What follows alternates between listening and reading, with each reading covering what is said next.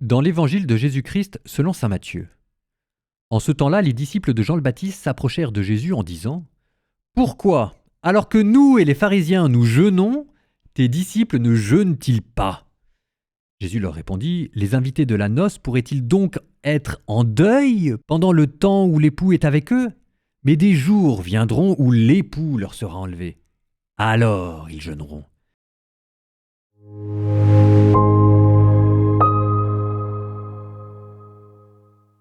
Petite attention délicate du carême qui, en ce jour de vendredi, vous met un évangile sur le jeûne, pour vous rappeler la tradition de jeûner le vendredi, même si nulle part il n'est écrit que les chrétiens doivent jeûner le vendredi. C'est pas écrit dans la Bible, mais nous savons que Jésus est mort un vendredi, et c'est exactement l'évangile du jour. Est-ce que vous allez jeûner quand vous êtes avec Jésus ? Mais voilà, vendredi Jésus est mort, alors des jours viendront où l'époux leur sera enlevé, et alors ils jeûneront. Le jeûne chrétien n'est pas tant là pour vous faire éprouver la faim, ce qui est déjà quand même quelque chose, j'allais dire, de valeureux, parce que ça purifie le corps, et puis parce que ça enlève le confort de notre vie.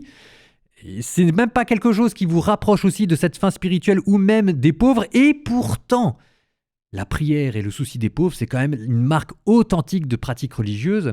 Mais le jeûne chrétien a aussi ceci de particulier qu'à travers la faim, à travers l'absence de confort, à travers votre estomac qui gargouille, ça vous rappelle que Jésus n'est pas là. Ça vous rappelle que ce grand jour qui marque l'espérance chrétienne, c'est le jour où le Christ reviendra dans la gloire.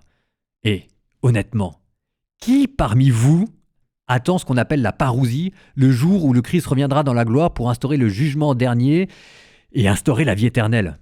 Soyons honnêtes, il n'y a pas beaucoup de personnes qui parmi nous attendent ce jour avec impatience. Eh bien en fait, c'est pour ça que vous jeûnez.